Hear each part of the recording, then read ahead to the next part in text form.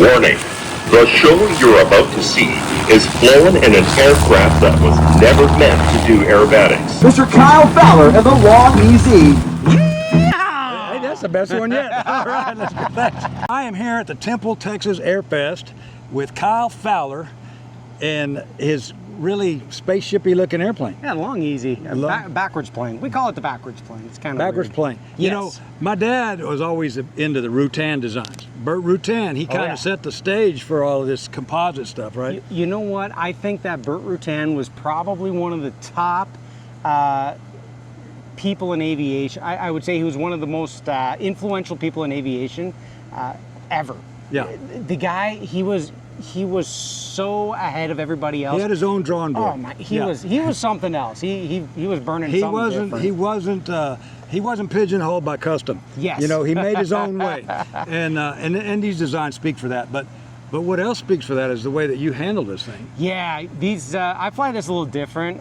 These are amazing airplanes. Like, these were designed for general aviation, cross country, go fast. Get there and go fast, right? They got incredible range, incredible cruise speeds, but they're not really designed for aerobatics. No. But I've always said you can always do anything. Will do a loop and roll if you try hard enough, and I try really, really hard. You say you try really hard to do loops and rolls and stuff, but you do things with this thing that most people wouldn't think canards would do. Yeah, so I jokingly always say, if anybody ever flew a GoEZ, that they would probably lose respect for me as a pilot, because they're incredibly easy to fly. I love flying this. Super, super stable, really crisp on the controls, and I love the way it flies. But when it comes to aerobatics, not being designed for this is a whole new challenge. There's, like, for the Christian Eagle, the Extra, aerobatic airplanes, they've got a whole manual for entry speeds on how to do whatever maneuver you want to do. That doesn't exist for this. So when I got this, and I bought it strictly for doing air shows, I became a test pilot. I went up, and you start out slow. You go out, and okay, we're going to start, and really you can only do two maneuvers, loop and a roll with the GoEZ. You can't do a tail slide, and you can't tumble. So you're really kind of limited with loop and a roll, and then you get creative with point rolls or half cubids and stuff like that. But those are kind of the two key maneuvers that we can do. But because there's no book on how to do it, you have to go be a test pilot. You go up, start with a roll. It's one of the easiest maneuvers you can do, but it's one of the ones that if you make a mistake doing it, you can make you can wreck your plane. If you get halfway through and then you split S out of it, you can blow through VNE and stuff like that. So became a test pilot, and I go up really, really high with a fresh pack parachute, and we slowly go through maneuvers to see how it'll do it. And more importantly, we see what happens when we screw it up, right? How does the airplane fall out of it, and how do we make it safe for an air show, for an airplane that's not designed for aerobatics? Very long process, but we slowly came up with a nice, safe, entertaining routine. And you have ground level waiver, right? That's correct. Yeah, I've been doing air shows for 9 years now. I think this is my 9th season, and I've been flying at the surface for 6 years, I think, something like that. Awesome. I've been at the surface for a while. Walk me around this thing a little bit. All right, let's go around. So first of all, tell me about the canard, and why is the tail on the front? So Burt Rutan, he didn't like the fact that the tail's on the back. You're pulling the tail down to make the plane go up. To him, that didn't make a lot of sense. He said, why don't you put the tail on the front and lift the nose up to go up? It reduces your induced drag, and it does a lot of other really cool things. So the only thing that's weird about, well, there's a couple things weird about the flight controls, but the elevator actually operates backwards. Normally when you pull back on a yoke or a stick, your elevator goes up to pull the tail down. When you pull back on this, this goes down. The controls are the same, it's just the elevator operates backwards. But by having the canard in the front, it does a couple other things. It makes it so that the wing is not stallable. Technically, the wing is stallable, but you're never able to get there because you pull power back on the throttle, you pull back on the stick, the plane slows down. The canard always stalls first, the nose drops, and the main wing is always flying. So canards are inherently incredibly safe that way. But they look weird, so people, they kind of and the build process is itchy. Yeah, so they look cool. Steers away. So why does it sit on its nose like this? This is the #1 question I get. Why does it sit on the nose? Like, is the nose gear broken? Did it collapse? Whatever. The reason we park it on the nose is that with the engine in the back behind the main gear, when it's sitting level, it'll actually flip over backwards. And even if it will sit level, this is a lifting surface, so a small gust of wind will lift it up, tip it over backwards. So whenever you go flying, you just have to grab it by the canard, lift it up, crank it down, and then from here, if I let go of this, it's gonna flip over backwards, so you have to hold it down and then get in. And once the weight of the pilot's in the front seat, this thing ain't going anywhere until you're ready to take off. Little weird, but It is weird, but it's like a built-in parking brake. I was going to say it's also like a Yeah. parking brake, so it doesn't blow around. You don't have to chalk it. And also the cool thing is at this angle of incidence on the canard, doesn't matter how much the wind is blowing, that's sucking the nose down to the ground. So this ain't going nowhere. Yeah, sucking the whole plane down to the ground, actually. Exactly. Yeah. Unless it's coming from the tailwind. Right. So let me see inside what you got here. Yeah, let's go inside real quick. So with the Long Easy, it's an incredibly comfortable airplane. I'm sitting in a lazy boy. Like, I'm sitting very reclined, which is actually pretty good for aerobatics. It just the way that when you're pulling a live G, it's kind of coming right down on your whole body, rather than if you're upright, then it's your G tolerance isn't as good. How many G's do you pull in a routine? I mean, I try to keep it under 5. The most that the airplane is rated for is 6. I really don't like getting close to that.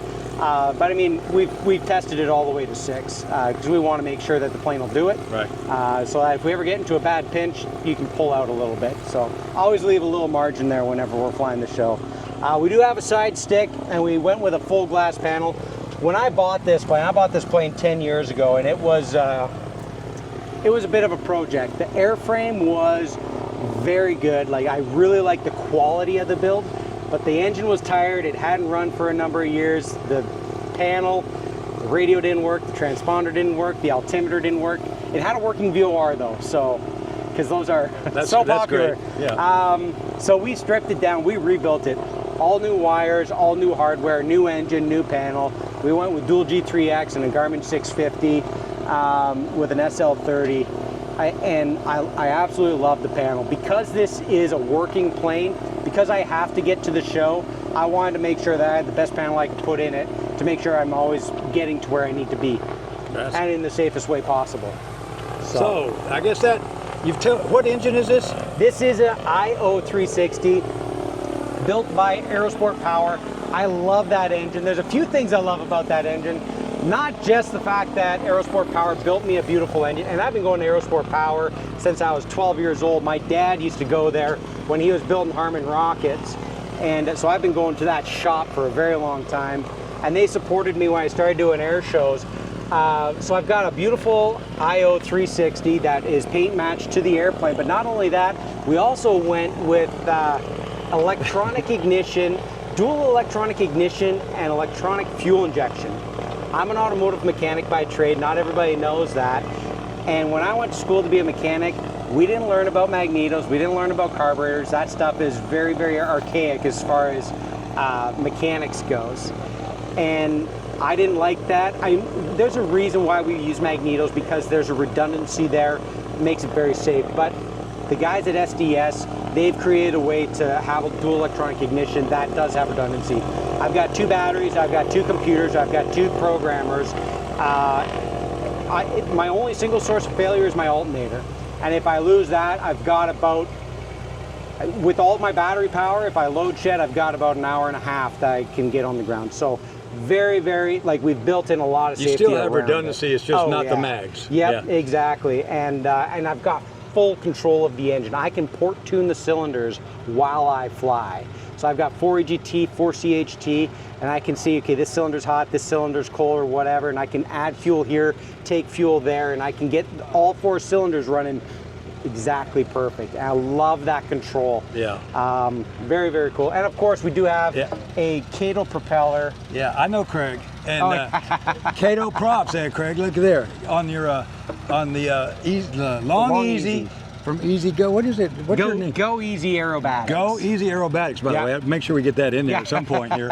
And don't forget to follow the social medias on that. Yeah, you got Facebook. Facebook and Instagram. Those are the big ones. We got some more that's coming. We got some ideas that we're working on for the socials, but those are the main ones. And while we're sitting here by the tail and stuff, one of the things that I noticed about you is you were standing out there talking to your fans until the last one was gone.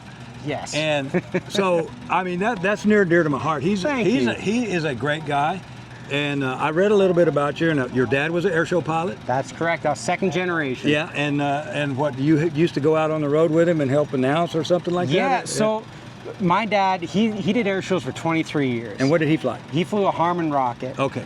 And they did a two-ship. And I got my start when I was 12 years old. I used to announce for my dad's air show, which was really cool because I had two brothers, and they didn't like to talk on the radio or talk in front of a crowd. And I did. That's why I became a pilot, because I like the sound of my voice, you know. But I had a leg up on my brothers because I was the announcer for my dad. I got my first pick of shows for the year, so we planned it all out. And it was like, I want this one, and this one, and then my brothers got all the rest. So that was a lot of fun. And it looks like you're doing a great job. Thank you. And you were doing the announcing from the cockpit. Yes. While you're flying. Yep. So there you go with your own voice again. Oh, you just keep it going, right? And that's kind of a joke, but you know, as pilots, we're always talking on headsets, so we do hear our own voice more than most people do. Yep. You know, in a different way. So you kind of hear your own voice as if it's coming from somewhere else. Yep. And that's kind of neat. But this is something I really want to talk to you about, and it's the night show. Yes. Because as impressive as you are in the day, you do this night show thing, which alone is pretty phenomenal. But I've been to Sun and Fun in Oshkosh, and I've seen you out there flying these night shows. Yes. I'm thinking, every time I see it, I'm like, who came up with this idea to have fireworks going off, airplanes flying through the fireworks, drones in front of that, and who knows what else is going on up there? There's a lot going on. There is a lot. Tell me, how the heck does that work? Very carefully is the short answer. So with the night show, there is a lot of planning, and there's a lot that goes into it. The pyro that we use is very selective. It's very, very stable. It's very high quality. So we don't want things blowing up on our airplane. It's bad enough that we're setting them on fire. And then when we're doing the big musicals or the big finales while we're flying with the fireworks and with the drones, it looks like chaos, but it is all planned ahead of time, and there is contingency for everything.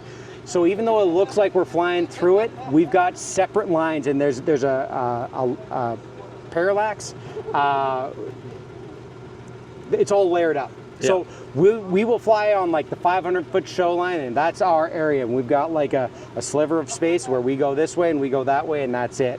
And then the fireworks will be on the 1,000-foot line, and the drones will be on the 1,500-foot show line, or something similar to that. But there's always a separation there, so that when you put it all together, it looks like chaos, and it's got a wow factor that will blow your mind. And I can attest to that. I've always been impressed with those night shows. It's like I said, I always think about who took the responsibility for that first.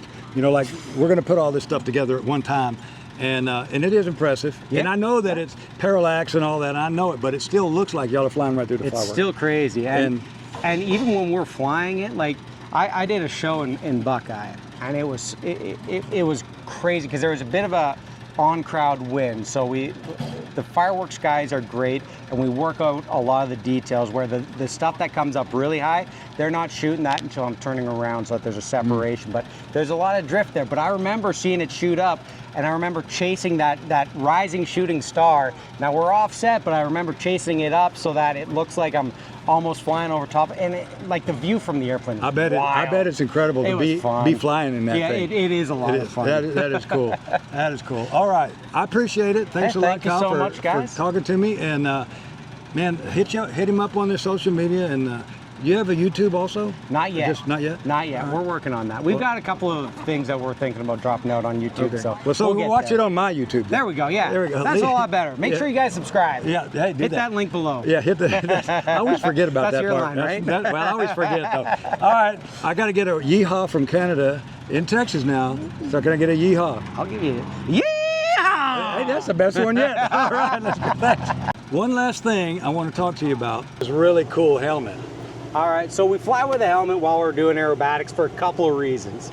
I used to fly with a headset, but I used to pull the G, and as I'm coming over the top of the loop or a half Cuban, my headset would slide off the back, especially on a hot day like we've got here in Texas. So we started wearing a helmet. It's good for safety in case we ever have a negative aviation event, I think is what the FAA likes to call it, but also so our headset stays on our head. I really like my helmet, and everybody loves the paint jobs on their helmet, and I think mine is one of the best. What we did when we got this helmet, I was trying to think of what I was gonna do. So we had arts and crafts at my home when I got my helmet. My wife is on the back with her handprint, my daughter Avea, so we go purple for the girls. My son Elijah and Bentley and Tucker are in the yellow. So yellow for the boys, purple for the girls. And then me and my wife Miranda, we made a little heart print with our finger. Oh, that's so it's super corny, but I love my paint job, and it reminds me every time I put it on why I fly and to keep myself safe. awesome. Thanks for sharing that. I really love this helmet.